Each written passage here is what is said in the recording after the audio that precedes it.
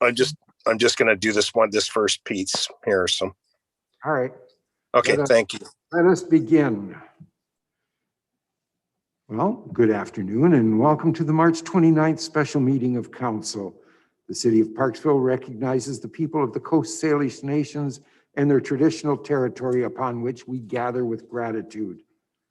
And before we begin this afternoon, I'd like to remind anyone watching that you are welcome to submit comments or questions at any time during the meeting by email to council@parksville.ca. That's council@parksville.ca. All comments and questions will be read into the record by staff during the public input portion of the meeting. So first off, I need a mover and a seconder, but I've got a couple of amendments to the agenda, if you don't mind. We're going to add, I would like to add one item to new business. It's for the request for proposal. And also a notice of motion will come up as well later in the meeting. So I need a mover and a seconder for the amended minutes. Councillor Greer, second by Councillor O'Brien, all in favor? Carried. And if we can bring Mr. Burton in from the, there he is, from the waiting room. Mr. Burton, the floor is yours.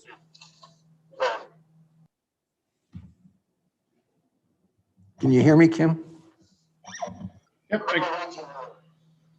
I can hear you and I can see you. Okay, we're all ready to go then, whenever you're ready. Great, so I sent along, I can hear you fine. Can you hear me?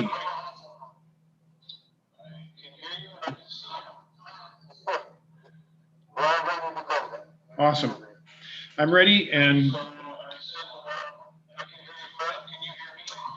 I got to turn something off because I'm getting feedback. Hang on half a second.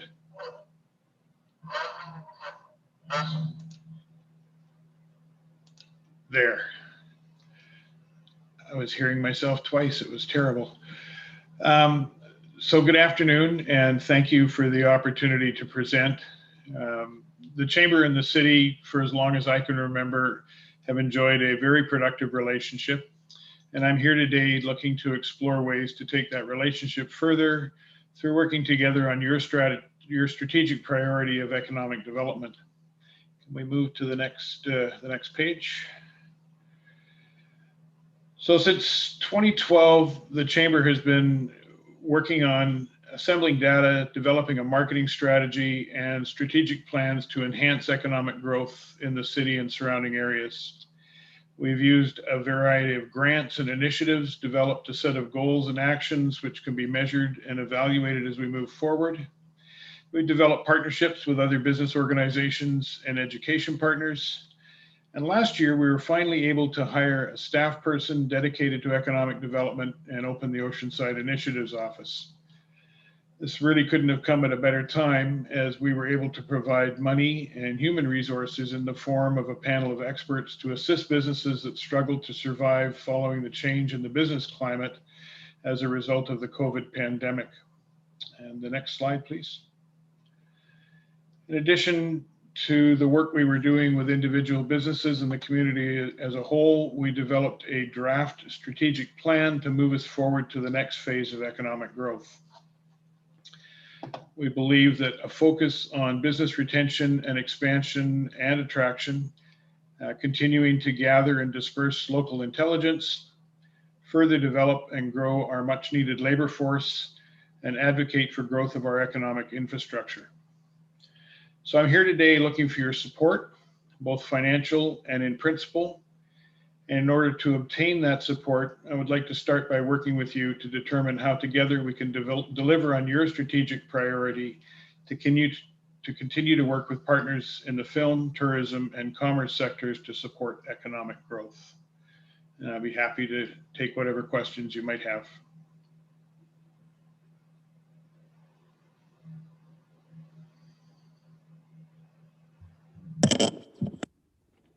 Thanks, Kim, for your report.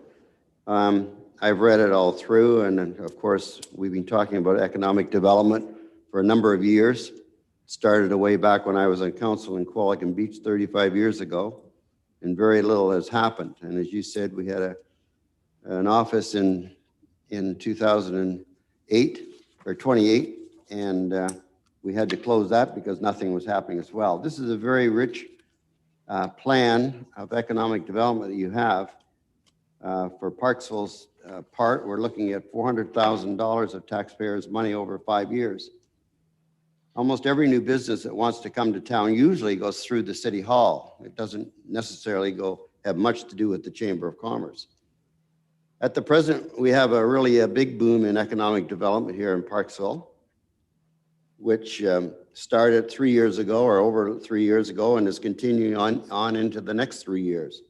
For example, the complete renovations of the Wembley Mall with the Save On Food liquor store, development of Shelley's Mall and apartments, the new quality foods and other stores and apartments in that area. We have the huge Insight development across the highway. On 19A, we have a new Wendy's and Popeye pop-up business that's coming soon. In our term alone, we'll have probably developed over 1,000 units in the town. So we already have a great economic development going on. I can understand as manager of the chamber, you would have those promotional ideas, but there is two sides to that coin. One is new business. The other is the residents who feel we are moving too fast with all the present development. I get calls all the time about water supply, sustainability, and what are we doing at City Hall with all this development. I don't believe the residents want to spend their tax dollars to set up an economic development, especially when it has been tried several times before with no results. I'd be pleased to listen to how you're going to get results. You've spent a considerable amount of money on the promotional idea, and I'm very interested to see how you intend to bring economic development into the city of Parksville. So I guess it's not simply a matter of bringing new businesses to the community. It's supporting the existing businesses. Our goal is really to, similar to yours, to change the demographic in our community, to add to the workforce in our community, to ensure that businesses like the ones that you mentioned that are growing have access to the employment needs that they need. You know, we've spent a significant amount of time and effort getting to this place, and we don't want to lose the momentum that we've gathered. I'm not going to. I don't want to get into an argument, but I would disagree with your statement that most businesses coming to the community go through City Hall. A number of the businesses that you mentioned, including the Wendy's and a couple of others that are coming, came to us looking for the data that they need to justify their assumptions about the community, looking for information on land, on space. We receive a number of inquiries on a regular basis. Some of them have been fruitful, some of them have not. We're grateful for the work that the city has been doing, particularly with regard to the development of housing. That's something that we absolutely need if we're going to move forward. And in terms of, in regard to people contacting you, what about our water supply? What about the infrastructure that we need to support the growth that we're seeing? I know, and you know, that the city has done a fantastic job with regard to the development of the new water plant, with the infrastructure renewal that is ongoing, with the plans that are in place to create amenities. I think you're probably always going to get people who want things to stay the same, but I would suggest that staying the same isn't going to be productive and that we need to move forward. In terms of what is economic development going to bring to the community, the term economic development is something that's really broad, and I use it because I think most people understand it, but I'm not sure that it really describes what it is that we're trying to accomplish. We want to see the existing businesses in our community grow and expand, and we want to see employment available for people that want it, and not just that $15 to $20 an hour job. We're looking at things that are we're looking at higher paying jobs. We want to attract a younger workforce to our community. We want to satisfy the cries that we hear from our employers on a regular basis. We need a better employee group. We're working right now with a group of communities from Duncan to Campbell River on a high-tech attraction package. So not just to attract high-tech companies, but also to attract workers for the existing companies, of which we have a few in Parksville. We are competing for those jobs and for those businesses with, I'd say, the world, but certainly with North America.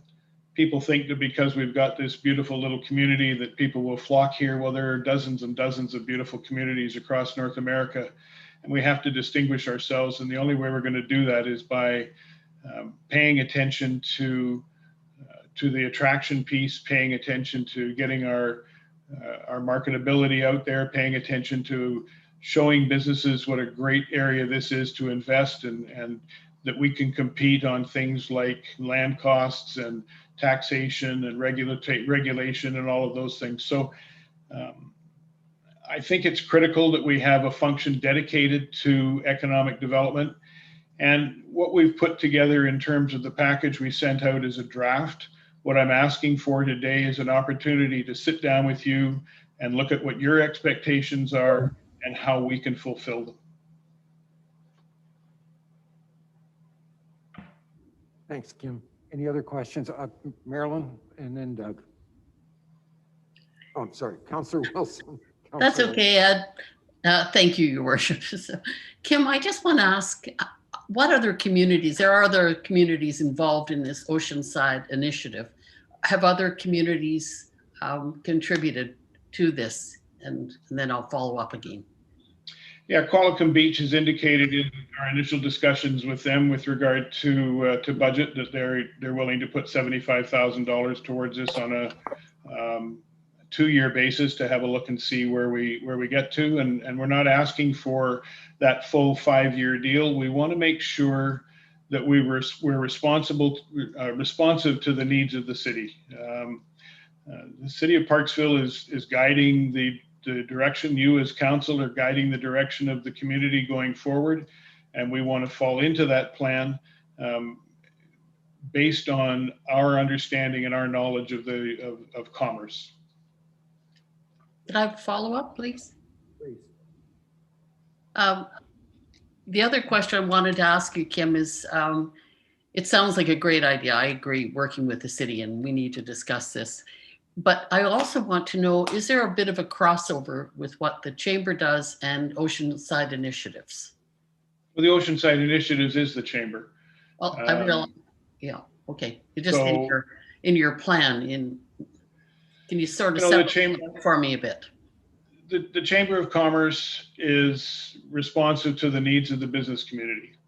And one of the things that we've heard, especially over the last year, is a need for a strategic plan going forward to ensure retention and growth of our current business community, and then look at attraction. And I did the work that you saw on that slide in terms of the reports and the data gathering. I did it off the corner of my desk. It was not. There's so many other components, and we were very, very fortunate to be able to find the money to be able to hire somebody and open an office that was dedicated to that function, and that is Oceanside Initiatives. So it's a project of the Chamber of Commerce. Yes, okay, I get that. Thanks, Kim. Councillor O'Brien. Thank you, Your Worship, and through to Kim. Thanks for your presentation, Kim.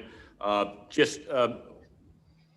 noted in your report that a lot of your duties last year, or your task you took on, was ensuring the survivability of a lot of the businesses in Parksville here, and well, all the areas as well in your jurisdiction.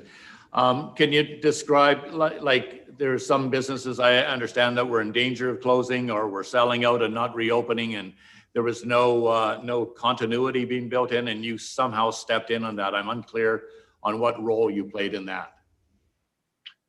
Well, we developed a program that provided a panel of expert advisors, so people that were well schooled in legal, accounting, human resources, marketing.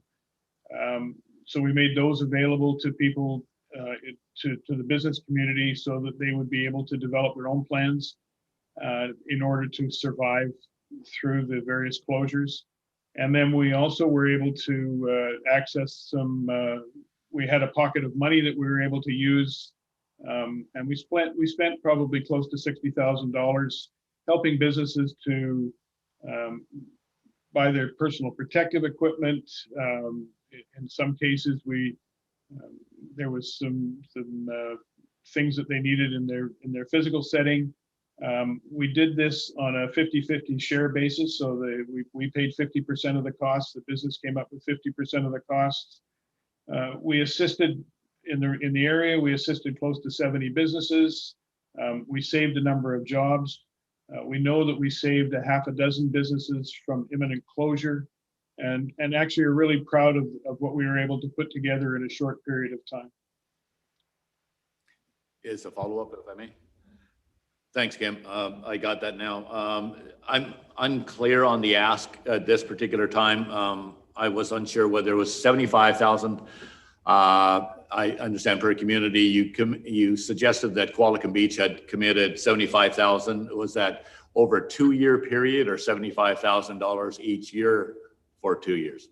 75,000 each year for 2 years. And I'm not asking for a firm amount right now from the city of Parksville. We're asking for an opportunity to sit down and see how we can work together. Economic development, obviously, it made it to the top of the list of priorities within the city's strategic direction. And we want to do our part to ensure that you're able to meet those objectives. We would like to sit down with you and discuss what the expectations are and how we can fulfill them, and develop some sort of a fee for service to fulfill those objectives. So as I understand, it's not a definite 4-year term or whatever we're looking at here. If we came up with a $75,000 agreement for 1 year type of thing on a trial basis, so that it didn't become an automatic line item in the budget, that it was a trial basis that could be reviewed in 1 year's time, that would be satisfactory, or how would that work for you? Yeah, you know what? We want to be accountable. We try to be accountable in everything that we do. We're not just, we obviously need financial support in order to move forward. We have a budget, and the budget that you see on the screen there is a draft budget. And again, as you said, it doesn't have to be a commitment, a line item type commitment. We're looking for an opportunity to work together and to show what we can do. Thank you. Councillor Frass. Thank you. Through the mayor to our delegation, Kim Burden. I'm curious if you could explain a little bit about the micro-fulfillment center. I know we had talked to you about that previously, and I saw in the news that you guys were awarded a grant, I believe, of just over $600,000. Yeah. As well, it looked like there was a partnership with First Nations involved with that as well. And in the article, it mentioned about projecting a workforce of about 15 people or so to operate that micro-fulfillment center. So I was wondering if you could tell me a little bit about where things are at, how you foresee that fulfillment center in the future, and how that $600,000 is being used towards it. So the micro-fulfillment center concept came out of the work that we did during the pandemic in talking to businesses and assessing needs. And one of the messages that kept on getting pushed out to business was that you've got to become an online entity, and you've got to learn how to pivot. And a lot of the businesses we met with and worked with were struggling with that. They were not struggling so much with the online part, but they were struggling a lot with fulfilling those orders. And the order would come in, and it was getting the last mile, is what the industry calls it. So getting the product to the customer. we started to sort of look around at that and see what was available and how we could help with that. And Corey Hostetter, our economic development coordinator who runs the Oceanside Initiatives project, came up with a concept of a fulfillment center. So we would be making space available to businesses to keep their inventory. We would be, there's lots of software out there right now. We don't have to develop anything, but we would be putting some local touches on some software that would allow us to take orders and fulfill them by getting them to the customer. This involves, we've got a commitment from Chambers of Commerce from Campbell River to Duncan and out to the West Coast to participate. And we've started, we put together the grant request to the provincial government. They liked the idea and awarded us a grant in the amount of $620,000. So that money is for startup funding for this particular project. It will probably create somewhere in the neighborhood of 15 jobs, as you said. And the partnership with the Sineas First Nation is with the Nanusak Dev Corp, and they have a piece of land out in the regional district that they're going to build a warehouse and lease it back to us. So where is that at right now? We're in the stage now where we're looking at a feasibility study to make sure that our assumptions are correct.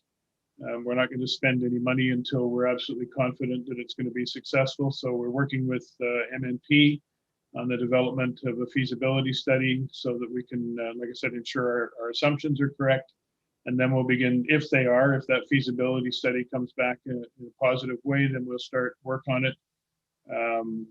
And the money that we got from the grant is for things like internal infrastructure in the building, so leasehold improvements, warehouse equipment, and the various things that we need to put in place in order to be successful rolling this out.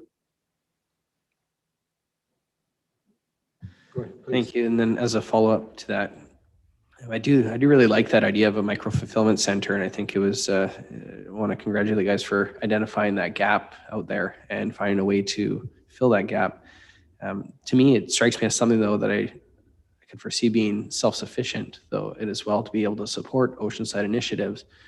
And so I'm wondering if you're needing continued support from the city to operate Oceanside initiatives, or if this fulfillment center is going to be able to sustain, like when you talk about operating 15 employees, I guess it also makes you wonder is what is the $375,000 or $400,000 from Parksville and Qualicum going towards if you also have a center that's self-sufficient? Well, it remains to be seen. And certainly if it's more than self-sufficient, then that would be a great avenue to operate for the years going forward. I don't anticipate the fulfillment center to be up and running until approximately 2023.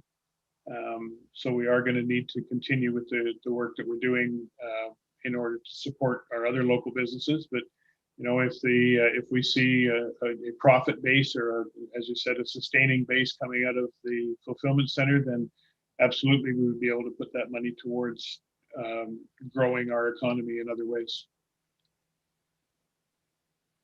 One last. And again, we're not asking for an ongoing line item. We're asking for an opportunity to work with you to develop a budget plan and some expectations moving forward. I was going to ask for some clarification there too, because the way I interpreted it was, and maybe I misspoke when I said $375,000 to $400,000, because it looked like the ask was for 5 years at $75,000 or so. But you're saying not a specific amount. Then what does it look like then when you're saying looking for our support to work together? You're just in principle, just wanting us to say, I'm not quite sure what the ask is. The ask is for us to be able to sit down with staff to develop a plan based on your expectations. Any other questions? Kim, I have a couple of questions, if you don't mind. Just help me out here. This is going out in the regional district area, yet on your budgets, I don't see any contribution anticipated from the region. or any of the areas? We've got an item in there of $100,000 where we're going to look to access grants, and some of those grants are going to come from the regional district of Nanaimo. No, I understand that part, and I appreciate what you're saying, but you're asking us for 75,000 or thereabouts.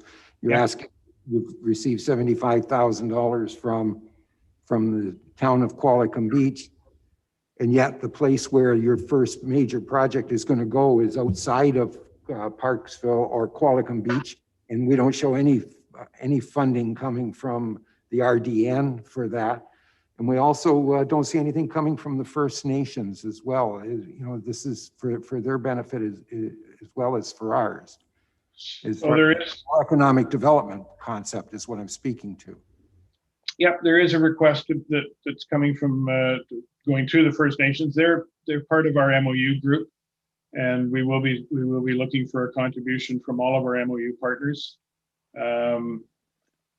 The budget the draft budget as you see it is roughly $300,000. We're looking per annum. We're looking for 75 from each of the major beneficiaries, which we believe to be the city of Parksville and the town of Qualicum Beach. And then the balance of that is coming from our MOU partners as they're able, and a series of grants as we're able to access them. Okay. Councillor Greer. Thanks, Your Worship. Just one question, Kim. Have you had a commitment from Qualicum Beach? Because I was talking to a couple of them and they said they hadn't really committed to anything yet. It's in their draft budget, and I've had a commitment from, and it's not a commitment. I'm talking to their CAO. He's told me that it's in the draft budget, and I await, just as I await final word from the city of Parksville, I await final word from the town of Qualicum Beach. Okay, thanks. Any other questions? All right. Yes, Mayor, I do have a couple. I was just waiting for you, Mark. Go ahead, please. Thank you very much. I'm remote today, so Kim, thank you for your report. It was good. Some good information in there. There's always a need to obviously to increase our economic development in these areas, and I'm a firm believer that everybody at the table in chamber there is they're all 100% go on anything to do with growing business and making businesses more profitable, but at the same time bringing people into the area, businesses into the area, different structures of businesses and movies and all that sort of stuff. So I agree that there's something needs to be done. I'm not quite sure what it is. I'm very encouraged that we have this $600,000 grant that you've been gifted to be able to do this function of the fulfillment center. I think that's going to be a fantastic thing for the whole area.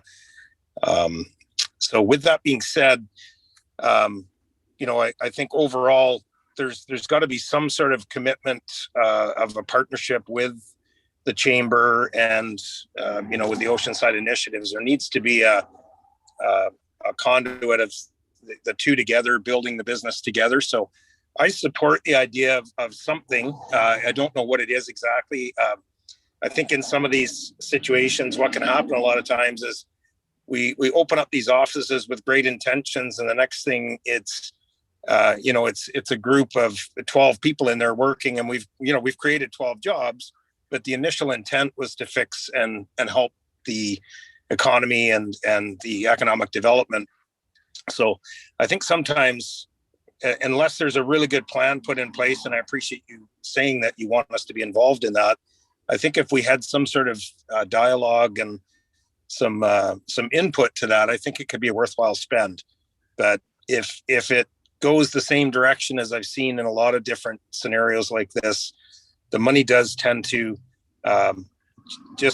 create more office jobs and creates more of an infrastructure within. So, but with that being said, I would like to propose a motion here, and in this case, just from a budget perspective, and this is the budget meeting. So I think this is something that we do need to discuss still. in some sort of form. So I'll go ahead and read that motion if it's okay. Mayor, is that okay? Please. Just give me a half a moment, please. All right, so I had these notes here on my phone. So this motion to start the discussion that council directs staff to work with the Parksville District Chamber of Commerce to define expectations and a funding model for economic development and report back to council before the final budget approval. That's going to be tough because final budget approval is today, but nonetheless, I know that we, potentially will have some conversation on this. So that's the motion.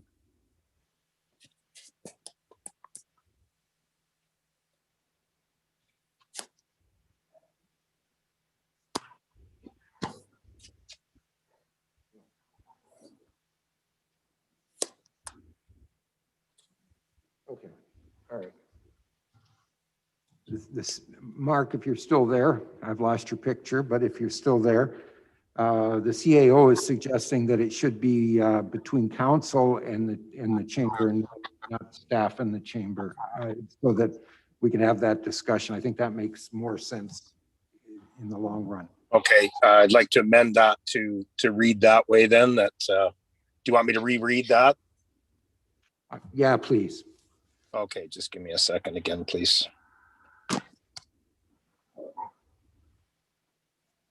Okay, so I'll reread this, and it would be that the motion that would be that council and the Parksville District Chamber of Commerce define expectations and funding model for the economic development and discuss during the final budget. Thank you. I need a seconder for that motion. Councillor O'Brien has seconded it. Discussion. Councillor Chandler, would you like to talk to the point, or? Yeah, if I could, Mayor. Basically, what I'd like to say is that I do support something in some sort of function. I would like to. I realize that we're not really talking an actual specific spend here in this case. I do think $75,000 is very rich. It's certainly something that I'd like to really see what that all involves. But I would like to see some sort of dollars attached to this. So I would like to propose that we put forward $25,000 in the budget line. Would be my suggestion. So are you amending your own motion? I would like to do that. Yes, please. You're going to amend it to say to a maximum. I'm not putting words in your mouth. I'm just trying to figure it out. To a maximum Yeah, of sorry. $5,000. Yes, that would be the way we'd want to do it. All right. I know I need to ask the seconder if Councillor O'Brien is prepared to follow through on that. I am unclear at this time, Your Worship, of what the intent is here. I thought the intent of the motion was to guarantee a meeting with the Chamber of Commerce in between council. Or do we at this time have to allocate a item for the budget at this time? If no. I'm receiving the nod from our CAO that no, that's not necessarily the case, Mark. So I would suggest that we leave the dollar figure off the table at this particular time until we've had that discussion. But then the question to the CAO would be, do we have to have a line item for the draft presentation before our final, or can we just add that after? I'm saying, is there any critical timing regarding the budget presentation? If I may, Your Worship, council can amend the budget at a later date, so it's not critical. If you have the meeting and you understand the needs and the funding model, then we can amend the budget at any date. So there's no pressure there. Thank you for that from our CAO. So I would suggest to Councillor Chandler that we leave your original motion as it is on the table without a dollar figure. That's just my thoughts on this. Councillor Chandler, weigh in if you can, please. Yes, absolutely. Through the mayor to Councillor O'Brien and the rest of the council. Yeah, I agree with that. I apologize because I felt that there would have to be some sort of a dollar number because we're dealing with the budget today and finalizing it. So At this point, I would retract that. So I just go with my original motion. And if could get a seconder for that. We've already got it. We're in the discussion part now, and Councillor Wilson is going to speak into it. Thank you. Through the mayor, to our CAO, can you tell me whether or not any of the COVID funds would work for this ask? If I may, Your Worship, not just from my initial thoughts about this just being economic development related, the COVID fund has to be related to COVID impacts. So there may be some elements, again, not knowing exactly what the Chamber's goals are or the scope of the work, but the city's COVID fund is for city-related impacts, such as having to purchase PPE or having to, adapt how we do our business or loss in revenue. So at this point, I would say I don't see how it would be related, but that may change depending on what the ask is. Could I have a follow-up, please? Please. As well, to you, Kiba, would this be in any way construed as assisting business? I doubt it, but just want to clarify that. If I may again, Your I was Worship. going to speak to that. Yeah, so there has to be a lot of caution around that item. So again, I think we need to understand a little bit more about what's being requested. And when we know a little bit more about the scope, I may recommend that we run it by our solicitors just to make sure. But we do have to be cautious. Working with a society or the Chamber itself is a nonprofit. So there's some things we can do there, but we do have to be very careful. Thank you for that answer. Thank you, Councillor Wilson. You beat me to the punch on the question. My concern here is one of legal, of course, in that by the Chamber going into business with this, the leasing of a warehouse space, does that change the connotations as far as what the community charter allows us to do or not do? Therefore, I'd like to, before we get together with the Chamber, at least have that conversation with our legal counsel so that we can have something that we can discuss. Mr. Burton, you had your.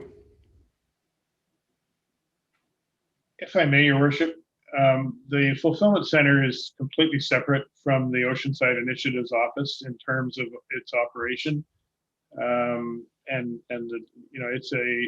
We haven't got to the place yet where we've even developed a model as to how it's going to be run.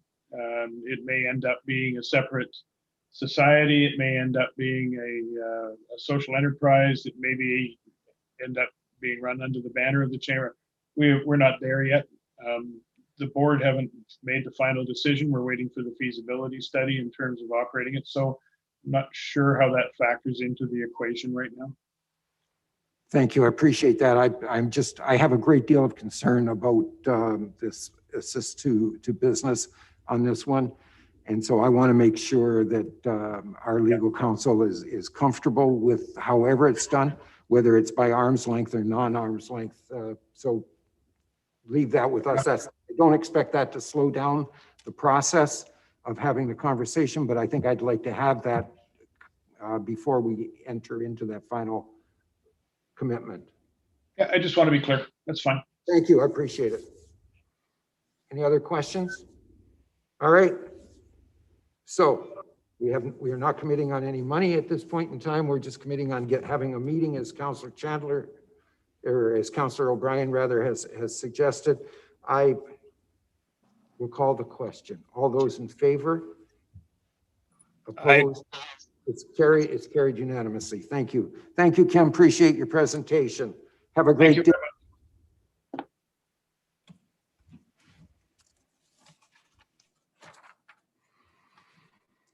Motions from previous meetings. The Island Crisis Care Society and S. Hawkins correspondence received March the 8th, 2021. We delayed this one until we gathered more information.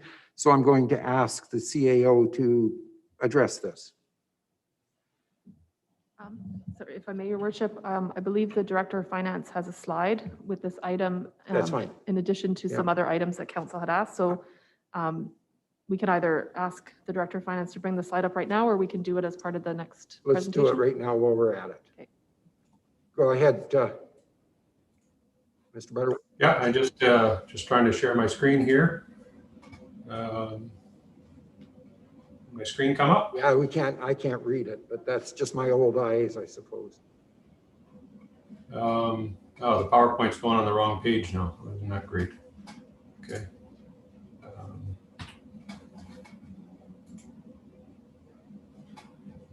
Just trying to get out of the PowerPoint again. So it's not big enough. Unfortunately, the PowerPoint's going to the wrong screen, so we'll have to do it without the PowerPoint. All right. So can you read it now? The information, the first page about the garbage can. Actually, it's the wrong page. Start with the lighting. So the lighting, this was taken from when we built Jensen Greenway a number of years ago. So it's 4 years outdated, and the Director of Engineering pulled some costs from that installation. So his estimate on doubling the lights would be around $117,000 to double the number of lights that we have in there. And on the garbage can, it's $2,500 to $3,000 per garbage can for the pad and the install, or for the garbage can and the pad and the installation. There's a number of other requests already on the docket for garbage cans. And garbage cans placed in the middle where there's no road access are a little bit challenging for the staff because we don't have a vehicle in there. So that's all I have on those, and I'll leave it if there's any questions, and you can perhaps direct the Acting Director of Engineering or the Director of Operations on those. If I may, Your Worship, through to Council, just one of the items that the Director of Finance wasn't able to read there, and this, in his defense, this came in at the last minute as staff were trying to put together the numbers, but one of the items that the Director of Operations raised is that it might be beneficial to have some kind of a policy or criteria, given that we do get requests quite often. Sometimes they're tracked depending on who gets them, or who the person asks. We know that there's at least 6 people that have asked and been told that they couldn't have them because we don't have the capacity or because of other challenges with logistics. So at this point, staff would recommend that instead of dealing with it as a one-off, it might be beneficial for council to give some criteria and for staff to evaluate thresholds as to when it becomes an increased level of service and then needs some kind of additional resources behind it as well. So I think that's just an important point at the end that council might not be able to read on the slide. I'm sitting here thinking that you're right. They're attempting to, not their knowledge of it, but attempting to jump the queue and move six garbage cans forward. And also, I'm more interested in the cost of lighting. So I would like to, let's address it one at a time. Let's talk about the lights. Are we prepared to give them additional lighting at this point in time, or are we, do we even want to address it or even consider it? I think that's, Councillor Greer. Thank you, Your Worship. I'm not so sure whether we should get involved in it at all. I go down that area quite often, and it seems to be working the way it is now. And I don't see spending an awful lot more money in that area. I just don't see where it warrants it. So I would not like to approach it by now. And I agree that if we do something, it should be a policy on all of those alleyways and pathways that we have in the city. But as of right now, I'd just like to leave it. Thanks. Councillor O'Brien, then I'll make a suggestion as well. Go ahead, please. Thank you, Your Worship. At this time, I believe that we should just decline the request. If we just receive where I was going to go, we just receive it for information purposes only, and then ask staff at some point in time in the future to come up with a policy on the garbage cans overall for the city. Maybe that might be, pardon? For both, I was speaking to, but go ahead. As a follow-up, I agree at this particular time discussing the lighting. The lighting itself is adding lighting to a greenway pathway is certainly adding another cost to a very slippery slope here, because we have many people that say that the community park should be lit up like Grand Central Station at all times type of thing, and we should have way more lighting down there. And the thing is that really there's other areas that have requested it. So I believe that the lighting was there designed by lighting installers for this particular route, and I feel that it's adequate as it is right now. So I that's why my suggestion is to decline both at this time. Thanks. Thank you. I'm sorry, maybe I didn't make myself clear, because my purpose is that we just received their letters as for information purposes and put it aside, and then we can have staff look at garbage can policy in the future. Okay, would that be we don't need a motion. We're already done. It's already been received. So unless somebody has something more they want to speak to. Councillor Fraz. I get that concept of putting it aside there too. At the same time, I think the question's being asked of us, and I think we can answer this one as well. So I wouldn't mind discussing this more, so because I do have some thoughts on this as far as lighting and garbages go. I don't know if you're interested in hearing them, or Well, give me a motion of what you'd like to do. well, I guess for clarification, do we not already have a motion on the floor right now, or just in general discussion? We have correspondence that we received. Yeah, okay, so of course, to receive the correspondence, which I think we have already done at past meeting that, but overall, my motion would be that we deny this request. But I also have reasons to explain for that. Okay. All right, you turned down the request for both lighting and garbage? Yes. Do you have a seconder for that? Councillor Patterson is seconding it. All right. Yeah, please feel free. So the reason for this is a couple of reasons. One, it's not really clear as far as to how much lighting they're looking for. So I think it's hard to meet a request that just says, review the lighting, but it's not really making a specific question of this. The other side of it too, I have walked there at nighttime recently, reflecting on this kind of issue, and I have to assume what the problem is. One of the letters, it talks about wildlife being out on the path. The other issue that I do see along that area is people being out along the path that you may not want to run into. If you increase the lighting along the path, there is still a lot of green space, grass and treat area that is not on the path that would not be lit up. So if the concern was that there's going to be deer out there, well, the deer aren't going to be on the pavement. They're going to be off the actual path. And that's not where the lighting is looking to go. Same with, if there's undesirable or people that you're concerned about. So I just don't think increasing lighting is actually solving any issue for that area. So that would be my reason for turning down the lighting. On the garbage side of it, it's my understanding there's a clean team that operates from Orca Place that takes care of that area. I think have been doing a good job. It's been in the newspaper where they're promoting how well they're doing. Asked if they would be taking over responsibility for a garbage can, if there was a garbage can in place there, and it doesn't. I haven't heard back an answer that they are. But the way I look at it is their clean team is already, the problem's being taken care of. It's not a big dump, that area. There are dog poop bags, that type of thing, I think is the most common garbage that I've seen. Myself and Councillor O'Brien, we talked about this issue at our Parks and Open Spaces Committee meeting.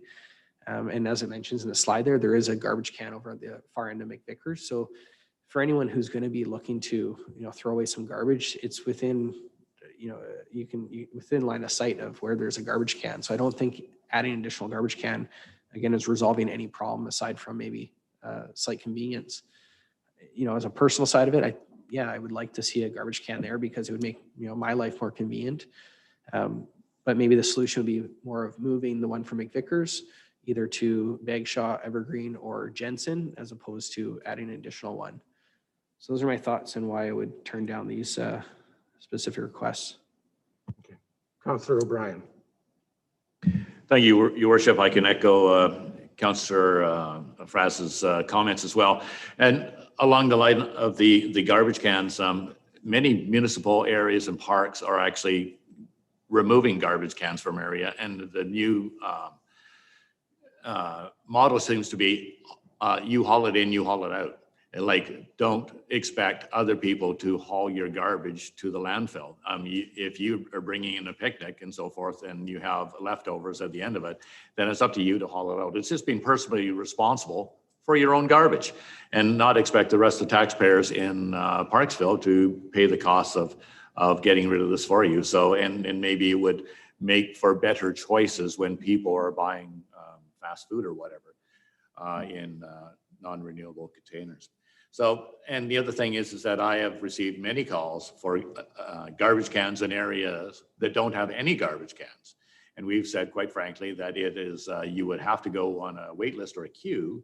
And this hasn't been met with a great response from these individuals. However, they are willing to wait until, I guess, our budget grows enough to substantiate that. But these are areas that don't have any garbage can within the line of sight. So I feel it would be a really unfair treatment to approve this. So I too will support this motion to refuse this request. Thank you.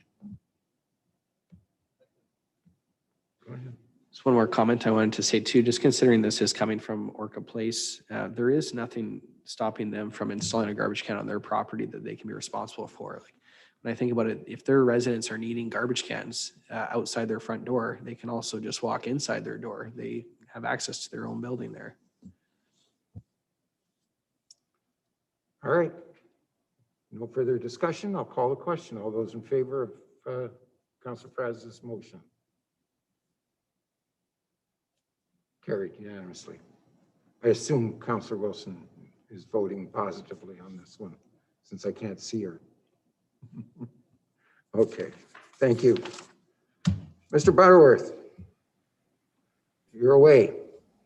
Thank you. I'm just going to try and rearrange a few things on my screens here, since the PowerPoint's showing up on the wrong screen. So I'm going to stop my share and try and share again with the other screen, so you get the full size PowerPoint.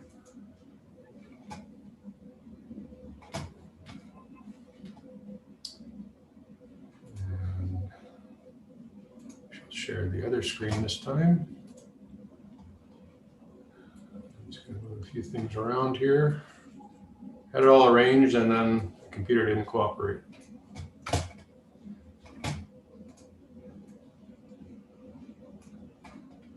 So let's see if this works. All right. Is that now you're getting the full PowerPoint there? We are. Okay, good. Okay, so welcome to budget presentation number 2. We'll cover a few follow-up items from the presentation number 1. And this one will primarily be introducing the water and sewer funds. And of course, from the general fund, if anything from the last meeting council would like to bring up or discuss, then we'll have that opportunity to do that today as well. To this point, we haven't heard anything from the public. There's been no correspondence that I'm aware of that have come in relating to the first meeting. So it'll be up to whatever council wants to discuss. What we're covering here is just, as I said, the responses, some questions that were asked at the last one. I've got the answers to those. We made a few changes. We now know what our surplus was from 2020, so we'll relook at our general fund accumulated surplus, and then have an opportunity for council to make any comments or changes that they would like, and then we'll go through the water and sewer funds in basically the same format that we did with the last meeting, although they are much shorter than the general funds. So the questions that I had jotted down from the last meeting was how much was the interest income the city made in 2020. So the total was just over 1.1 million. General fund got 500,000 of that. The water fund 142, and the sewer fund 118,000. And then various reserve funds we have, such as the gas tax and DCC reserves and capital reserves. Their portion of the interest was 377,000. So that should total about 1.1 million. How much did the school tax change from 2019 to 2020? So we actually had a decrease of $577,000 in our school tax that we collected. This was a reduction from the province for commercial properties due to COVID-19. The residential portion actually increased by $332,000. So another question was the PCTC roof replacement. Why was it split into two projects 3 years apart? It actually was 4 years apart originally when it came into the first budget in 2020, and half the roof was in dire need of replacement, has over 20 patches on it, and the other half had a little bit of life left. So it was split into two different projects, and also it was split to accommodate our PCTC partners' budgets. Rather than putting it all in 1 year, it's a big hit on their budgets as well. Can gas tax funding be used for pool construction? Yes. Recreation facilities that support physical activity are eligible for the gas tax. And can the parking reserve funds be used for parking lot construction at the pool property? So the bylaw, the 1988 bylaw, so it's an old bylaw, doesn't restrict where the parking has to be at, but the parking funds are collected from the downtown area. So it would probably make the most sense that the parking is close to the downtown area, but the bylaw does not prohibit it being somewhere else.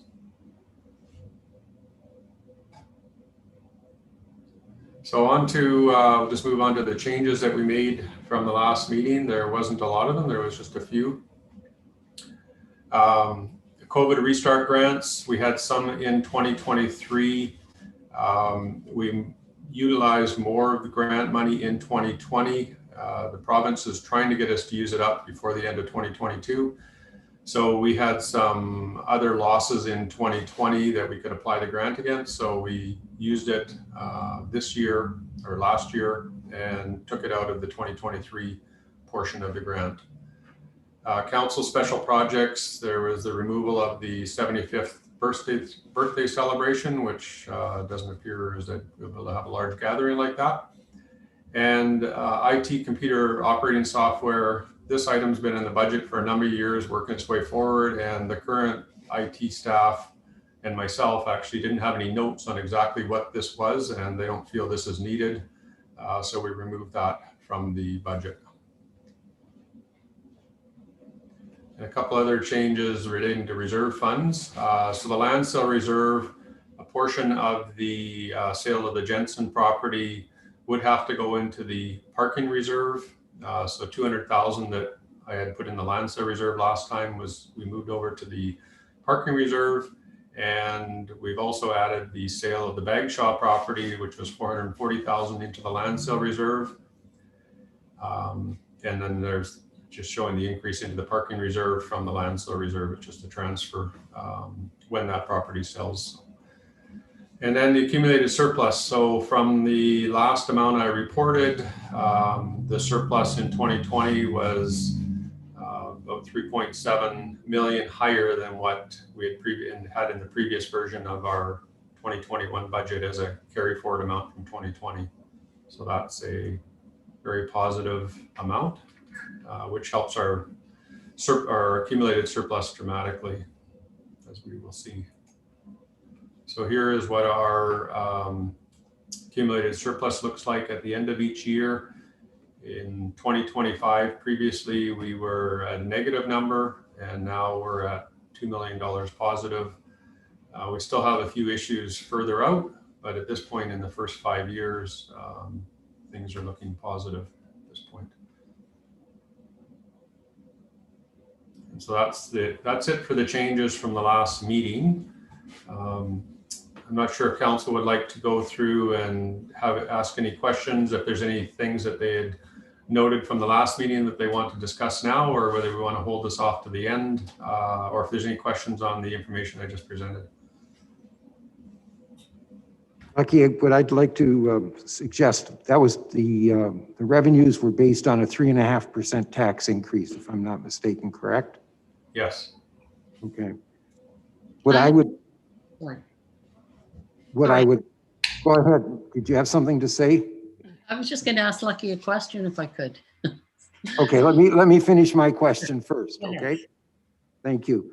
So my suggestion would be that we show it as a 3% tax increase for the next number of years, but we also put a 0.5% tax increase to cover or to be classified as a reserve for future infrastructure.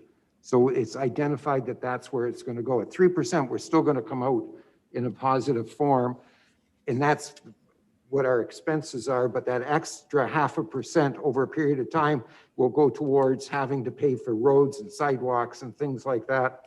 And we hopefully in the future, in 6, 7, 8, 10 years, whenever, we won't have to raise the taxes so much because we've already built this reserve up over that period of time. So that would, it's the same amount to the residents. It's just being classified as a little bit different, and we set up a separate reserve account for future infrastructure. So that would be my suggestion. I'd be open for, sure, we could do that with a motion, yeah. Thank you, Your Worship. Yes, I'd make that motion. I think that's a great idea. And it'll look very well down the future for us if we do that. So I would make that motion where we put a 0.5% aside for further infrastructure. Seconded by Councillor Fraz. Discussion? Go ahead.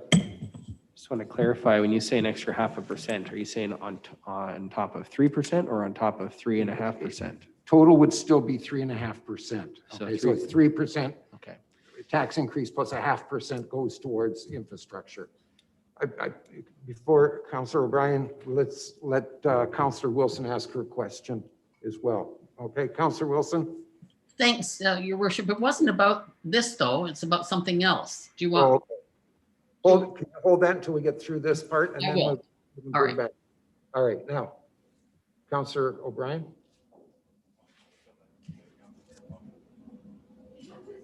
No, I'm fine. No, Yep, motion's good. Thank you, Your Worship. Yeah, I totally support the extra 0.5%, especially in light of, I think it's very prudent to set aside money for the infrastructure because we're hearing on all sides now of the increased cost of construction. And I think a lot of our projects and so forth that we budgeted here in our drafts here are going to be considerably higher than what we're anticipating. And it just seems to be what's happening right now in between the construction industry and the supply industry. So I think it's a very wise move that we're going to be spending more money for infrastructure. We know we have to replace it. So I think it's very prudent at this time. So I fully support this. Okay, Councillor Perez? Oh, Councillor Patterson first. Thank you, Your Worship. Through you to our Director of Finance, please. Please. Thank you. Lucky, the accounting side of putting that 0.5% into what would end up being kind of a reserve fund, is that a great deal of difficulty? No, Your Worship, through to Councillor Patterson. I think it works out to about $75,000 a year right at this point in time, and we would just transfer that into our capital reserve. We already have a general fund capital reserve, and we could just put it directly into there. Okay. Councillor Thank Perez. you. I just wanted to make mention of this too, that it's something I'm very pleased to see is before we came in on council here, the budget was set to be at 4.5% for 5 years. So we were looking at a 4.5% increase for the community for our entire term. And we've been able to keep it down to 3.5% and below. So I think that's something to be, something I'm proud of anyways, and happy to see us on that path. Particularly when you look at like communities to the south, Nanaimo, seeing things like upwards of 6% increases go on. So yeah, I'm happy to see that because coming onto council, it feels like the kind of things that we said that we would do and see them realizing here. You were stealing my thunder because I was going to say that. Well, feel free to echo it too, because I think everyone should be expressing this. I think that staff and this particular council have done an excellent job on watching the pennies and taking care of the finances of the city. We are in an amazingly good financial position, probably in the top 2 or 3 or 4 in the province when you look at it, with virtually no debt and a significant reserve account that we have built up for the years to come. We should all be very proud of everything, and especially to staff. They've done an amazing job over the last couple of years to put us in this position. So a big thank you for them. All right. Can I say something? Please, Councillor Wilson. No, thank you, Your Worship. So it's just, No, I'd like to. Are you going back to your original question? No, I'm on your question, Okay. right, where your topic right now. And that is, should we consider more than 0.5%? Because we have a few infrastructure projects, one that I can think of that I'm hoping will come forward, which would be 19A in the downtown, that sort of infrastructure. So there are so many infrastructure projects as well that keep getting pushed out. Should we put a little more into that fund? What would Lucky say about that? If I may, Your Worship, I was just thinking about that, and if it's 0.5% each year instead of the 3.5% increase that we got for the next 4 years in the budget, and so we took the 0.5% every year, then it's actually cumulative. So this year it would be only 75,000. Next year there would be the 0.5% from this year and 0.5% from next year, so it'd be 150,000 going in next year. And the year after that, it would be the 150 from these 2 years, plus another 0.5%, so 225, and the following year 300. So each year, and then if we kept it at that amount the rest of the way and didn't actually increase it, you'd still be putting 300,000 in there, because those initial 0.5% that you designated to go into the capital reserve would just continue to go in there until you stop doing it. So it's cumulative. So I think the amount, even though 75 is small, by year 4, it's up to 300,000 a year going into there. So it's pretty substantial by that point in time, and actually may not even be able to afford it if we extrapolate that out too much further. I also think that we want to keep it at a level that the residents perceive as being affordable as well. So 3.5%, I think, is a good number. We start to move it up to 4.5%. I mean, that was one of the things that I was concerned about when we came to office, was the fact of that 4.5% increase. So I would prefer to keep it at the 3.5, 3 plus a half is mine. So if there's no other questions, can I call that question? All those in favor? Councillor Wilson, can you just say yay or nay? Because I can't see you. Councillor Chandler, I was going to ask next. Yay. I'm in Okay. favor. Councillor Chandler, are you there? He's off? Okay, he's gone. So we'll consider it as a unanimous. Thank you. Thank you very much. Keep going. Okay. Butterworth? Just jotting down a note here about the resolution.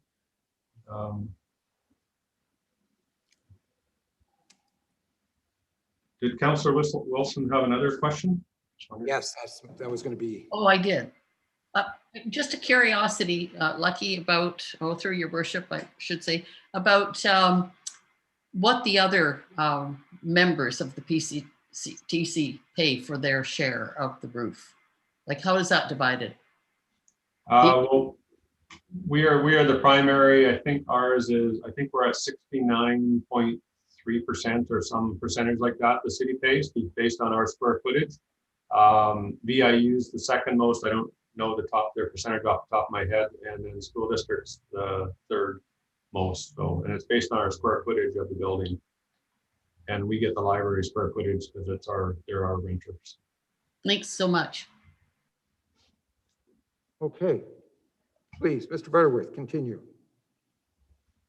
Okay, so water utility fund. So we're going to go through our carry forwards from 2020 into 2021. So we had 3 minor capital jobs that did not get completed in 2020, and moving them off into 2021. I think there was some, so we got the Seaway well decommissioning, the big one. I think that one was attempted to be done, but there was a few legal issues surrounding that one. So it's been taking its time to get completed. And then there's booster pump replacements and the reservoir for cleaning. just a few small projects that we need the funds for in 2021. And then the capital projects where funds are carried forward. We've got the first three there where the design is almost completed or is now completed. So the remaining design fees from 2020 need to be moved into 2021. And the last two items, those projects are completed, but the as-built design from the designers still need to be sent over to us, and there'll be a charge for the as-builts. So that's all we have for capital carry forwards. Sheet here. I've got notes on my sheet here and I'm behind, so I'm just trying to catch up. So our new budget spending requests, we have spending packages for these items. We have the railway wells groundwater study. This is a new requirement that we have to undertake. So there's a spending package that's been provided. Some page 16 to 18 of the agenda package are the spending packages. And water meter metal lids, again, there's another spending package. This is to replace the plastic lids on the where the water meters are that are actually in people's driveways, and they're running over them with metal lids. It's a 2-year program to replace all the lids that are a problem. And the SCADA system upgrade was originally budgeted at $200,000 in the water fund, and it's reduced to $30,000, and there is a spending package relating to that as well.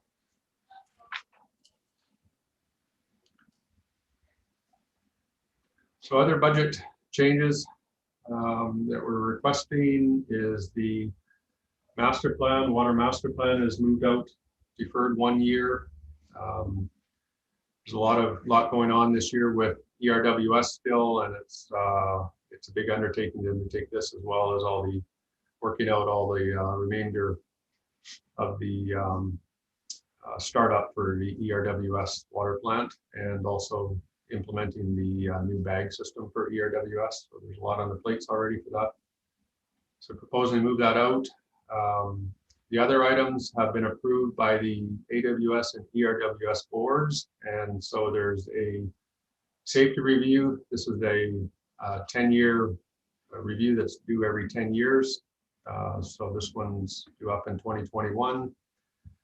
The hydrometric station is being replaced by the province, and we have to contribute towards that. So our share is $9,600. And then the other items, the big item there on the ERWS is the administration costs. And this is with the commissioning and the ongoing river monitoring. That's what the $32,000 is for 3 years, is to just monitor the fish habitat in the river around the intake area. And in the 2021, the number is larger because there's just the commissioning. There's a commissioning contingency in there to continue to work on the ERWS efficiencies. The other ones, as I said, they've already been gone through the ERWS board. So I'm not sure I want to go through them unless anybody has any questions on any of these items. Councillor Patterson. Thank you, Your Worship, to the Director. The city share of the ERWS water storage study. Could I have maybe Councillor O'Brien would be able to answer that one? Is this the water storage back again to aquifers, or? Councillor O'Brien, or Chairman O'Brien, as it would be for the ERWS. Thank you, Your Worship. And through to Councillor Patterson, yes, the amount that had been carried forward in past budgets for the ERWS water storage supply, also known as the ASR Aquifer Storage Recovery, had been carried forward for a number of years for $50,000 at a recent meeting of the ERWS. We had a discussion about this and decided and a vote to have this removed as a budget line item, as felt it was no longer required. Follow up? follow up. So in 2022, there's a line item for 37,000, the city's portion. This is on page 11 of the water. Just I'm with you on that as well, Councillor Patterson. I saw the 2022 portion.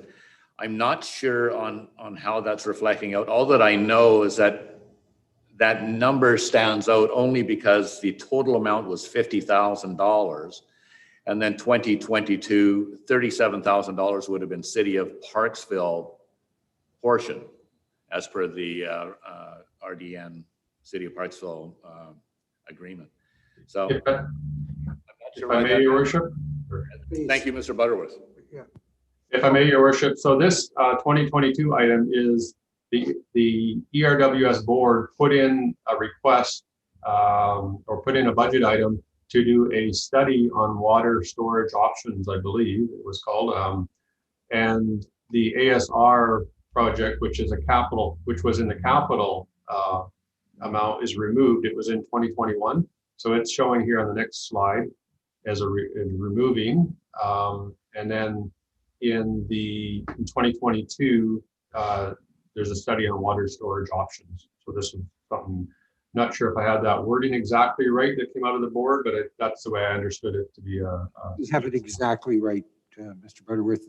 That's exactly what we did do.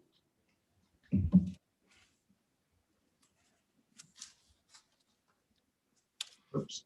All right, so can we move on? Are we okay with that now? Councillor Patterson, answer your question? Yep, she says yes. Thank you. Capital budget changes. There's the settling ponds, or actually geobags, I guess it was called settling ponds before, but it's more of a geobag project now. So that was originally budgeted in 2020 and did not get done in 2020. So the budget was moved into 2021. We don't do it as a carry forward with ERWS because we have partners. So we just rebudget the item. So there was 259,000 of that was moved out, and then there was a slight budget increase for that project as well. There's the city share of the ASR costs being removed from the budget, and the Springwood facility upgrade. I'm just trying to get my notes on that one. So that project's just moved out 1 year to assess the need for it. So, and that is that project is a DCC project as well. So it's funded by DCC funds, I believe. So there was 57 different projects that came out of the major capital budget review. So I haven't listed all 57 projects here. I'm just showing the cumulative changes for all those items. And the total for those, as you can see, it actually ends up being a decrease over the 5 years of almost 1.3 million in the water fund for capital projects that were either removed or deferred, or costing was improved. Amortization, this is related almost 100% to the water treatment plant and the river intake, the amortization of those. So in 2021, we have full amortization. So it ended up increasing our amortization for our water fund by 913,000. And transfer to reserves, this represents another item that came out of the ERWS board meeting to transfer $100,000 a year starting in 2022 into a reserve for future capital expenditures or capital replacements.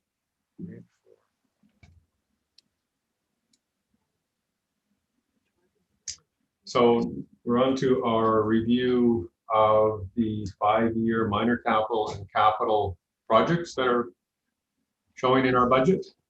So here are some of the items that were carry forwards: the Seaway well decommissioning, and the booster pumps, and the reservoir core cleaning, and then there's a couple other minor capital ones. Railway wells groundwater study. This is another item that is mandated by believe it was VHA, but I could be wrong on that. It's another study we have to do because there is upstream properties from our railway wells that have septic systems and wells for their properties. So now we get to do a study, make sure our water is safe down there.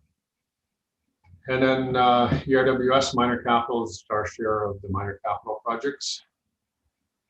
And works adjacent to development and construction. Actually, this item should have been on one of the previous slides. It's a new item, and it's an annual item that we put in the budget every year, but it wasn't in the 2021 on the last budget that we presented. It was in 2020. So each year we put in this amount just for the 1 year. And if it doesn't get spent, then it goes into surplus and it gets rebudgeted again next year. So it's a contingency to allow staff to work with developers when a project comes up or when the developer is doing something and they find an issue. If we had to run back to council to get approval for the project, then the timing wouldn't work with the developer having the ground opened up or having the issue right there and then working. If we're held up for 2 weeks or 3 weeks for a council meeting, then we wouldn't be able to utilize the equipment that's on the ground right then. So this just gives staff some leeway to approve those projects as they come up. And the source of funds, so we just have most of it's funded by the water ratepayer or operations, as we call it in here. And some of it is from the carry forward reserve. And for capital, so our capital projects, again, these are going to mirror almost what we saw in the general fund a few weeks ago. So we've got the Moss, Memorial, McKinnon, Bagshaw, and Hearst as our major projects this year. Bagshaw report will be coming to council at the next meeting. On that one, that project's it's not been awarded because council will have to award it, but it's the tenders have come in and the report's coming to council soon. And Memorial and Hearst are right now being evaluated or looked at with staff. There's still a few more weeks of work to do on that before a report will be coming back to council on those ones. And the Moss and McKinnon are going to come after those ones, so they'll be a little bit later in the year for those two. Works adjacent development. So we have both. The other previous one I just showed on the previous slide, I'll put back. This is in the minor capital, so it's more for smaller items. And this works adjacent is more for a larger item. So if there was a large issue that came up, then this would give staff again an opportunity to move forward if they thought it prudent to replace a certain item. Now again, for it to be capital, it would have to be over $50,000. So that's why this one's set at 60,000. So it's a larger item. If it was a very large item, say 100,000, then I guess staff would have to try and delay the developer and come back to council for an increase in that if it was something that staff really thought would be necessary or very cost effective to do it that way. And SCADA system upgrade, we talked about that earlier, $30,000, previously budgeted at $200,000. And so those are the projects for this year. And then next year's project is primarily design. So we've got 4 items there, 4 road projects or water projects where the design is in, and then the construction's in 2023. And later projects, see the list here. This equipment item shown in here is another ERWS. It's our share of the ERWS equipment. And so the total of our capital items are ranging from 1.4 to 1.6 million, with 2022 being a light year where it's just design of some or completion of 2021 projects if they don't all get complete.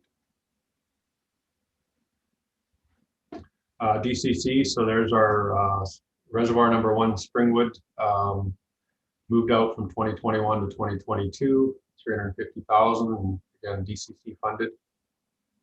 And then our share of ERWS projects, which again are DCC funded as well, are partially DCC funded, 50% for for the treatment plant and 75% for the intake.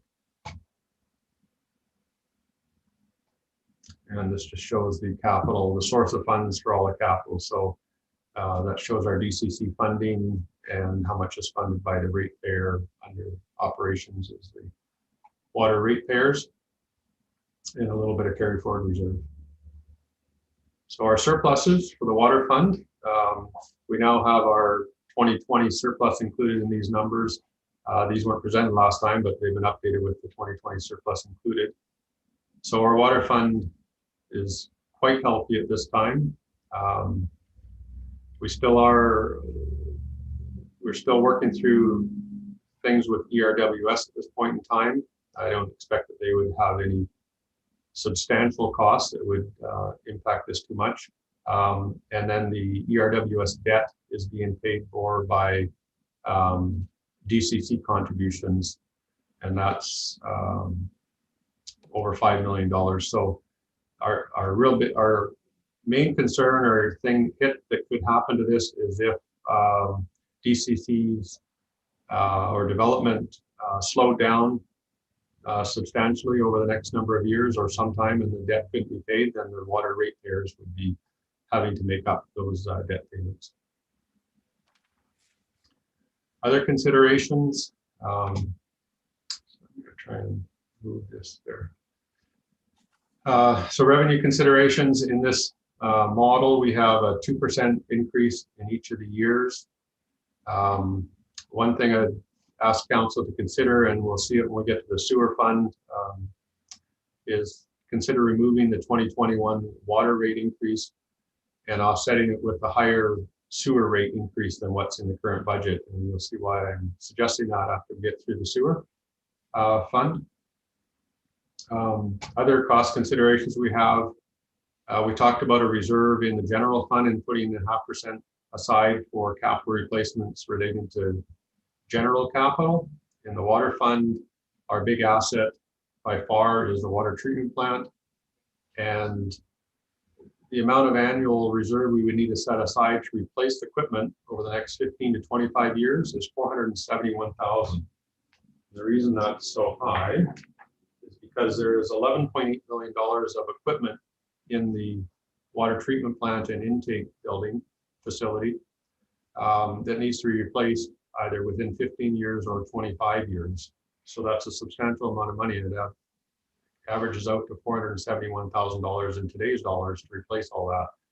So if we wait for 15 years and then start to replace it and haven't saved anything, then we're going to either be borrowing or have a substantial rate increase at that particular point in time, or have to have, as we currently have, very healthy surpluses to replace that. For the building, we've got a longer term horizon of 50 years, and that would still require, if we were to set aside reserves to replace that building in 50 years, then we would need $255,000 set aside each year so that we would not need to borrow at the end of the 50 years and when we're replacing the building. Currently, the water treatment plant reserve funding, we have a special infrastructure charge on the water bill right now of $10 per unit, each $20 a year, I guess, $10 each billing. And so that amounts to $128,500 per year. So as you can see, we're quite a bit short on that. Starting in 2022, there will also be another $75,000 that ERWS is going to be collecting. So it would be up to $200,000 we're putting aside each year to cover that, which is still falls quite a bit short of what we would need to replace the equipment alone. So it's the age-old question: do you start funding it now so when you get there you don't need to borrow, or do you wait to the end and charge the future users of that equipment it all at that point in time by either borrowing, or but you essentially have to borrow for at that point in time. So it's always a tricky question with any council or finance department on how you should fund that in the future. Before we get out, I have a couple questions. Mr. Butterworth, first from Councillor Patterson, and then from Councillor Greer, and then Councillor O'Brien. Thank you, Your Worship, and to direct Director Butterworth, some of the revenue considerations with the water utility rate increase of the 2%, what does that look like dollar-wise per se per household?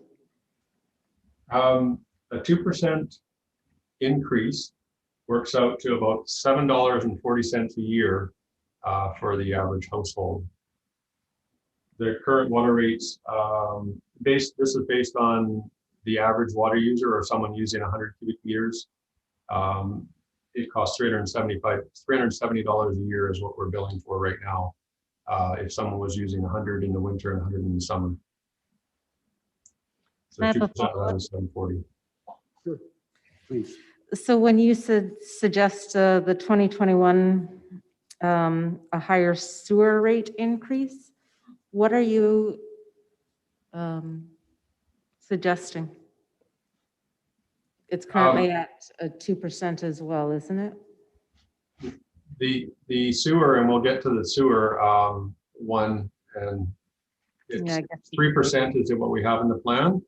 And my suggestion, based on the reserves of this, or the lack of reserves in the sewer fund, would be to take this 2% from here and not increase the water and increase the sewer by 5% as opposed to 3%. It actually still is a reduction to the ratepayers by doing that, because the water 2% that we're removing is higher than the 2% increase on the sewer side. Okay, I'll wait till we get into the sewer portion. I like your thinking. Councillor Greer. Thank you, Your Worship. Do you want us to make a motion on this consideration removing the 2021 water rate increase? You want to make that motion now? I think Mr. Butterworth just mentioned that he was looking at whether we move it to the sewer side. Is that not correct, Mr. Butterworth? Yeah, it doesn't have to be tied, if I may, Your Worship, it doesn't have to be tied to the sewer. You could wait and do it all at once. That's just my suggestion based on how the challenges that we're seeing in the sewer side of the reserves. The water fund at this point is quite healthy. And I think year by year, as long as it stays healthy, we can keep removing the rate increases as long as it's staying healthy and the DCCs continue to cover the debt. But the sewer fund is definitely not as healthy and needs a little bit of help.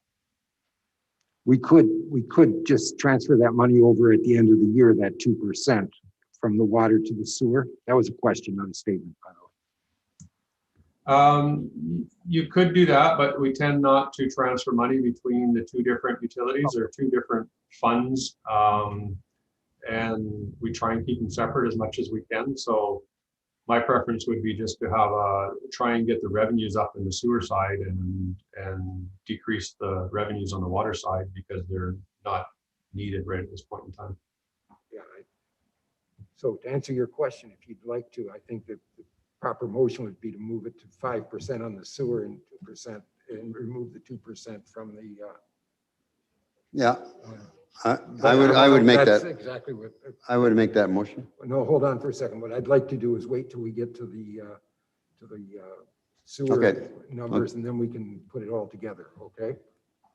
So, Councillor O'Brien and Councillor Wilson. Thank you, Your Worship. Just a question for Mr. Butterworth, if I could. This past year, we dipped into the COVID relief funds anyways for the lack of water consumption anyways for the 2020 season to help us out, which I would assume is going to be a one-off. Would that appear as part of the line items under the water capital source of funds under operations, or where does that influx of funds show on the statement? I guess it shows in just in the water revenues, and I'm not showing it on this here because it was, I guess the revenues were down. Well, we actually had this, I'm right now, what I'm showing is changes from the 2020 amended plan. So in the 2020 amended plan, we had already reduced the 2020 revenues and increased the grant. So they're already in the last plan. So in this plan, I'm not showing anything because we're not showing a reduction in revenues in 2021. So it's not showing up this year because we're not using any of the COVID grant monies for the water fund in 2021. As a follow-up, if I may. Sure, please. Just to understand further, Mr. Butterworth, but it was for 2020. The COVID relief funds were actually for the water revenue funds were down considerably in 2020. Why wouldn't that show up already here? Well, that is showing in the accumulated surplus amount. So it helped the accumulated surplus. But again, all it did, all the revenues, the COVID revenues just offset the loss of revenues from the water ratepayers. So they were a wash in the end, but they don't show up in 2021 because they were a 2020 item. Okay, so just so I understand, so the COVID relief fund was able to balance off what the normal influx from the ratepayers would have been. So was it a balance? Did it equal what we had predicted?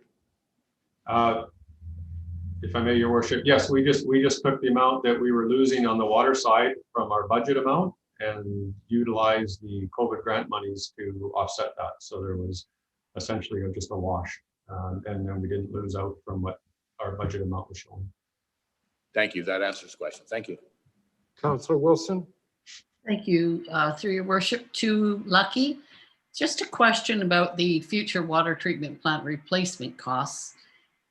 Are any grants available for those? And if we were to get grants, could that go into the fund?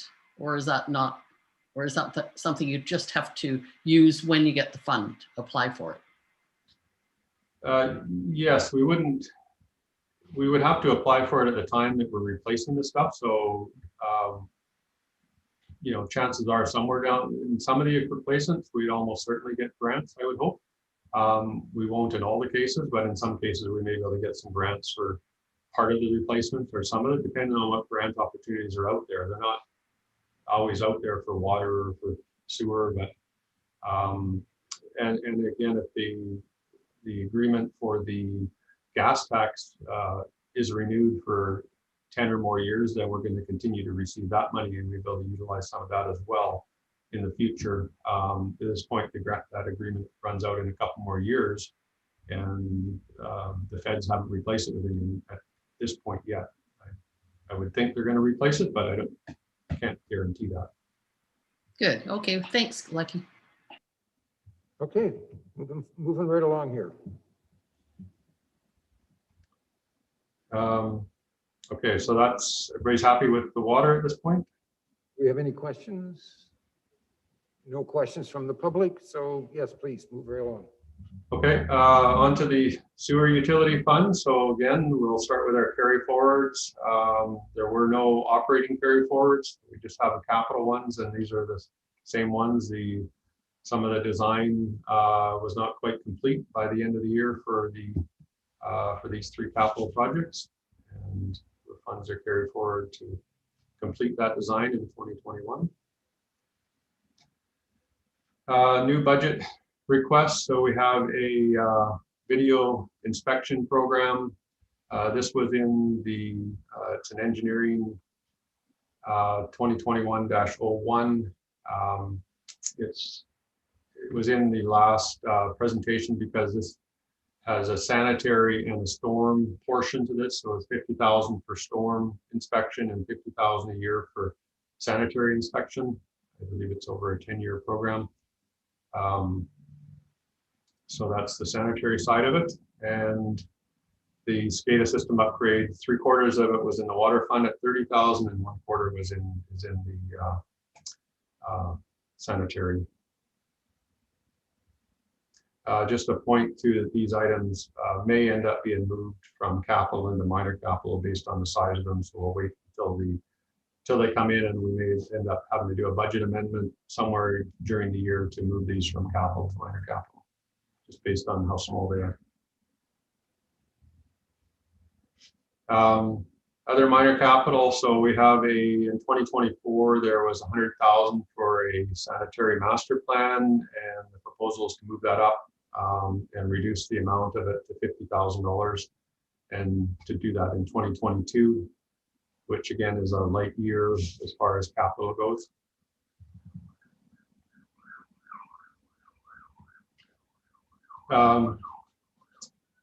Other changes for the major capital review. So there was 37 different projects that had changes from the major capital review. A couple of them, or one of them was a DCC one, which has moved out to 2031, 32.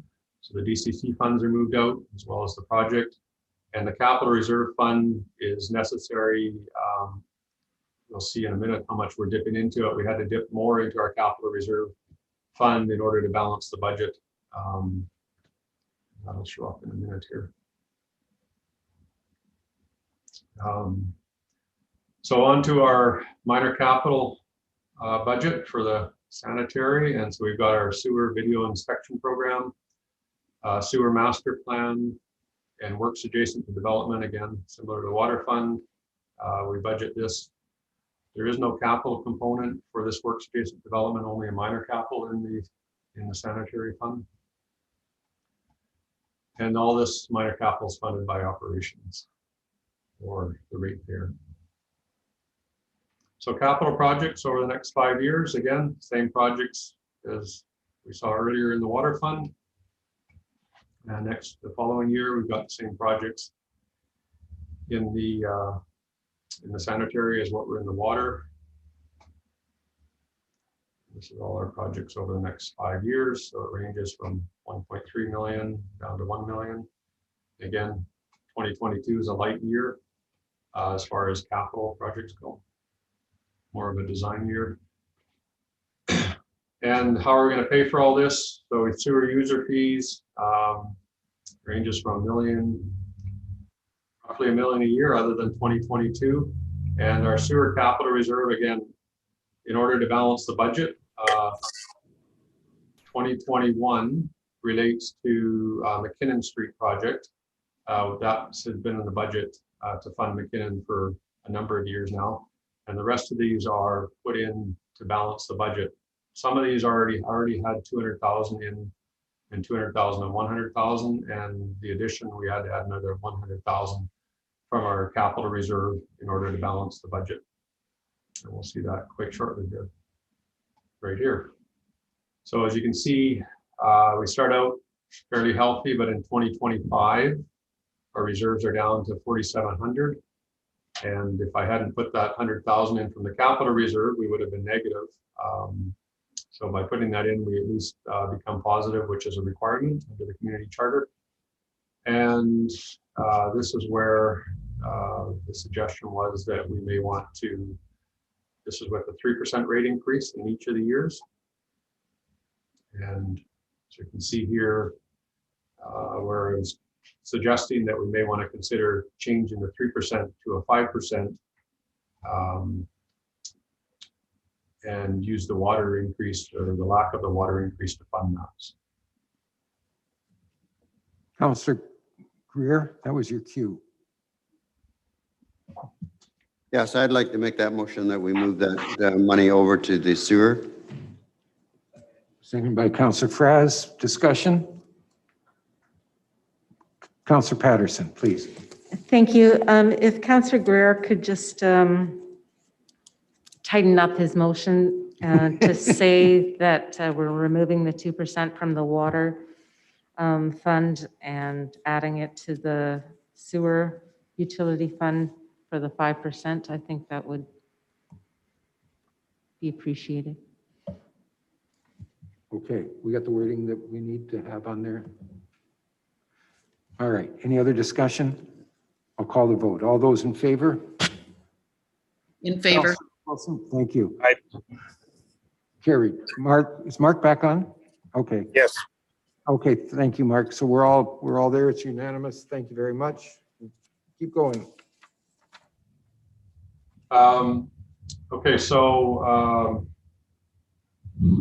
cost considerations, again, this is again where I was suggesting this, because there's, as part of the capital review, quite a number of sewer replacement projects were removed pending the condition assessments program that we would like to implement. So they'll determine what the condition of some of these pipes are, just based on purely asset management and age of some of these items. They're due for replacement, but if their condition's good, then they may not, then the replacement could be held off a number of years. So the condition assessment will give us a lot of information on putting our asset management program together. Part of that is, if you really want a good asset management program, you want to have condition assessments on your assets, and then develop your program from there. You can do it without it, but your program, you're going to be, in some cases, be replacing assets that are still in good shape, and in other cases, assets are going to break down before we replace them. So the condition assessment will give us a lot of information on that. So the impact this may have on the budget is some of those items that were removed may have to come back into the budget after those condition assessments are done. So we would like to get more of a buffer, thus the higher rate increase, just to provide some sort of a buffer going forward. Thank And you. that's it for the sewer fund. Thank you. Any questions, Councilor Patterson? Thank you, Your Worship.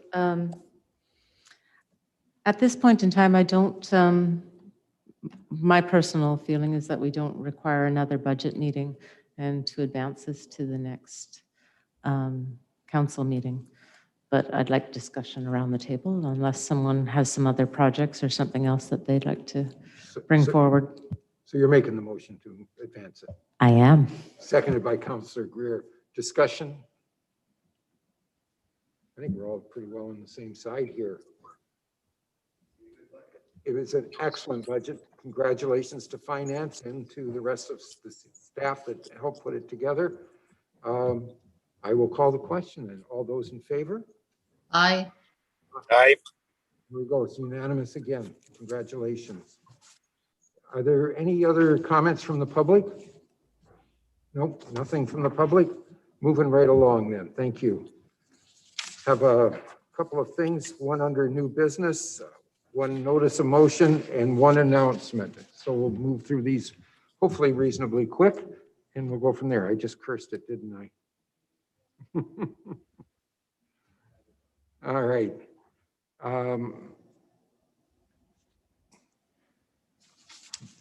First one up is that a resolution that I'll read it to you.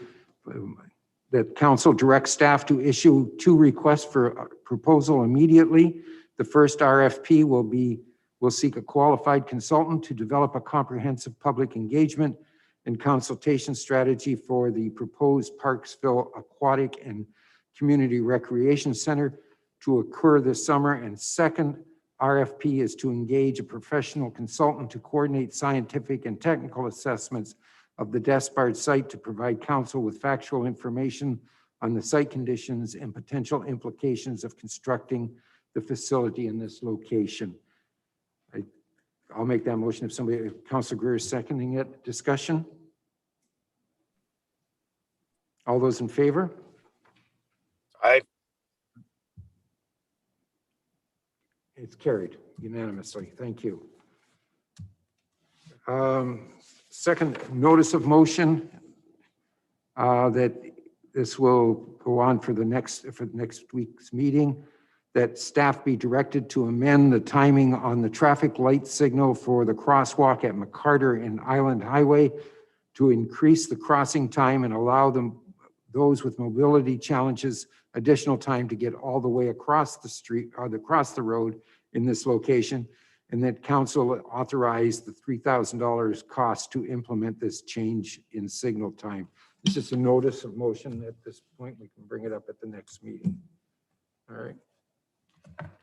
And last, but certainly not least, we just received an email here about 10 or 15 minutes ago, and it said the BC government announced funding for a tourist-dependent community fund for our community park improvements amounting to $315,000 for play equipment and resurfacing for ages 8 to 12. So we just received a $315,000 grant. That's the way it said on the thing. I just wrote it down that way. but it's for kids, ages 8 to 12. So that's pretty exciting. That gives us more to do with the park. So away we go, another one. Thank you. Thank you for Ms. Tarda for working that through, and for Councillor O'Brien. Go ahead. Pardon me? Yeah, I'm finished. I'm finished. Go ahead. No, you didn't. Thank you, Your Worship. Just a question I have, I guess I was trying for under new business. Oh, sorry, I moved right through that. That's okay. You didn't look up, but that's fine. Previously, we had a council motion anyways for support of the Bolinas track. And we put that through, and it was subject to approval of the COVID relief grant funding, which turned out to be not a suitable venue for that. So the question I have is, through to the CAO, would it be possible to amend that, instead of taking from the COVID relief, to take it from the federal gas tax fund that we have in reserve right now? We currently show, as per our last budget meeting, we're showing 6 million in that. And so the reason that this came up is a recent email from the FCM, anyways, regarding the gas tax reserve funds, which is now, as of next year, you probably heard the federal government is doubling for next year for all municipalities, and it's going to be called the Canada Community Building Fund. Same thing, it's a gas tax refund.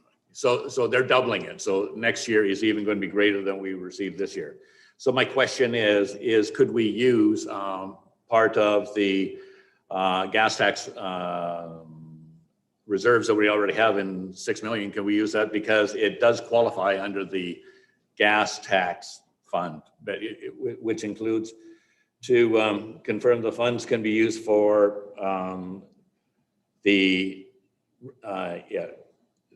wording is, it can be used among other projects, retrofitting of a recreation facilities, including parks, and to, anyway, for recreation facilities improvements is what it's for. So as I see it, it's to, further amenities in our community. So the question is to the CAO, can that be used for that? We had suggested 250,000 out of the other fund. I would suggest the same thing out of the gas tax fund. If anything ever qualified for the word retrofitting, that track probably follows through the existing. Yeah, it's a big retrofit. Please go ahead. Pardon me. If I may, Your Worship, if I could defer that to the Director of Finance, he is more familiar with the gas tax eligibility and how much we have and that kind of thing. Thank you. If he's still on there. Mr. Butterworth, are you still online? He is. I thought he'd run for home by now. Yes, I'm still here. Okay. Based on what I found out about the gas tax and one of my earlier slides there, that it can be used for recreational facilities. The only caveat to that I would have is that we don't own this facility. So I would just need to double check that we can make a contribution towards a facility that we don't own. I don't see why we shouldn't be able to, but there are rules around these things, so I'm not exactly sure for that without looking that up. Go ahead, Councillor O'Brien, and yes, we can. Thank you, Mr. Butterworth, on that. The description I looked up for qualification, it said for recreational facilities in your community. So it did not say specifically owned by the municipality. It just said recreational facilities. So I think that's kind of fairly open, but yeah, I would appreciate a final clarification for going further. Thank you. Since we're 9 days away from the next meeting, if we can clarify that ahead of time, we can put it right at the top of the agenda and go from there. All right. If I may, Your Worship, if we were to put this in, we could, if council wished, put it in the budget now with gas tax funding, if council is agreement with it, so that it's in the budget rather than having to get it in the budget later. And if we can't get if the gas tax funding doesn't qualify, then we wouldn't make the contribution because it would be a net zero cost with the gas tax funding and the 250,000 in there. So council may wish to put that in there now and not have to come back to it. Again, we don't spend the money if the grant doesn't qualify. Councillor O'Brien is going to take you to make a motion that way. Case. Thank you, Your Worship, and thank you for Mr. Butterworth. I would like to make that motion at this time anyways, to consider that to be put into the budget approval process. Seconded by Councillor Fraz. Sorry. 250. Yeah, for 250,000. Yes, I see. One quick question, if I could.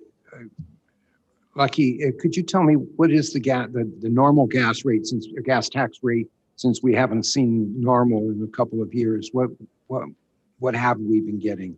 Or 582,000 is the amount that our agreement is for, and up to the end of 2023. So I hadn't heard of a doubling. So this, what Councillor Ryan is indicating, is huge to me. So that's great if they're doubling it. And I don't know if it's a 1-year thing or an ongoing thing or what that is, but 582 is our normal number. go ahead, you got first shot.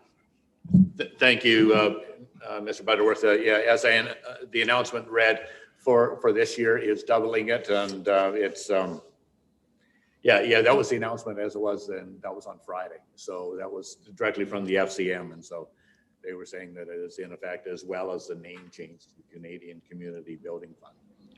Getting close to election time. Exactly. Any other comments on this? Councillor Patterson, did you have your hand up?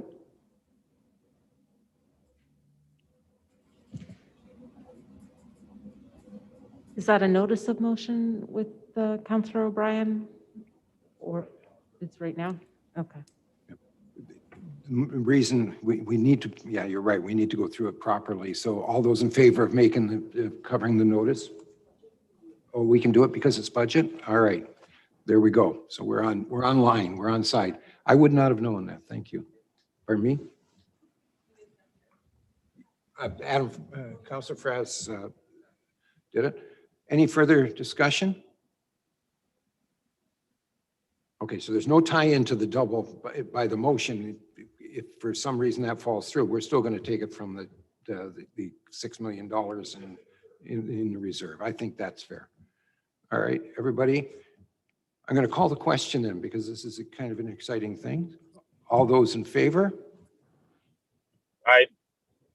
It's unanimous. Thank you. I think it's an excellent, excellent move. Great. Okay. So here we are at the end. I need a mover and a seconder to adjourn. Councillor Greer and seconded by Councillor O'Brien. All those in favor? Opposed? It says that if anybody that opposes has to stay until the next meeting. Yeah, or yeah. Oh yeah, we can.